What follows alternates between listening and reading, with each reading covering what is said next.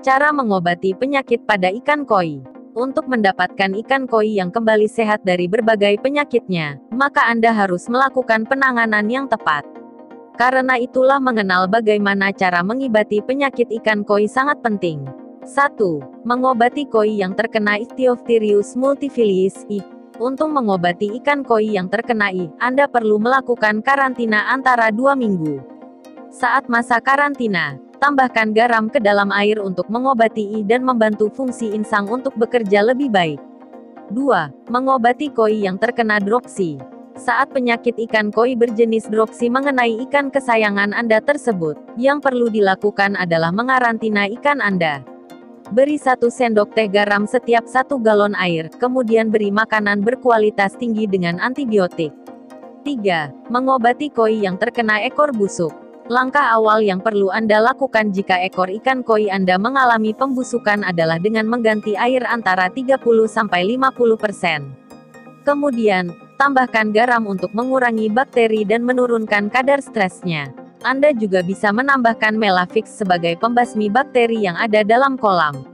4. Mengobati koi yang terkena mulut busuk.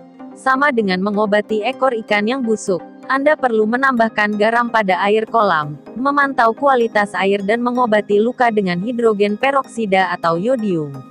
5. Mengobati koi yang terkena Chilodonella. Perhatikan apabila ikan koi terkena Chilodonella, pemberian garam secara teratur perlu dilakukan selama kurang lebih 2 minggu lamanya dan melakukan aerasi atau penambahan udara oksigen dalam kolam maupun akuarium.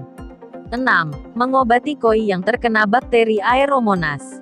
Nah, untuk mengobati penyakit ikan koi yang disebabkan oleh bakteri Aeromonas ialah dengan memberikan suntikan klorampenikol. Dalam kurun waktu 3–5 hari kemudian, ikan koi Anda akan baik-baik saja. 7. Mengobati koi yang terkena kolumnaris.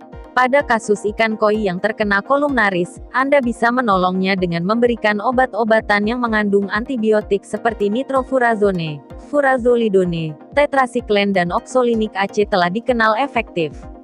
Walau obat-obatan tadi terkenal efektif dalam menolong koi yang dengan penyakit kolumnaris, Anda perlu perhatikan dosisnya dan sebisa mungkin jangan sampai berlebihan.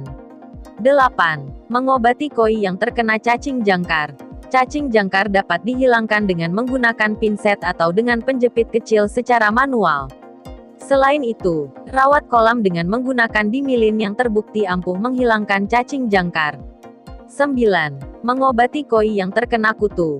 Mirip dengan menghilangkan cacing jangkar pada ikan koi, Anda bisa menggunakan damilin atau levonuron dan dalam beberapa hari, kutu-kutu yang ada pada ikan dan kolam akan hilang. 10. Mengobati koi yang terkena jamur. Apabila koi Anda terkena jamur, gosok pelan menggunakan kapas dan obati menggunakan antibiotik atau krim antimikroba segera setelahnya. Kemudian, tingkatkan salinitas kolam untuk melakukan pencegahan. 11. Mengobati koi yang terkena limfosistis. Penyakit ikan koi limfosistis bisa diobati asalkan Anda mengkarantina ikan yang sakit terlebih dahulu untuk kemudian menambahkan suhu dalam kolam.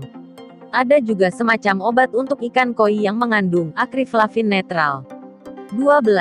Mengobati koi yang terkena epistylis.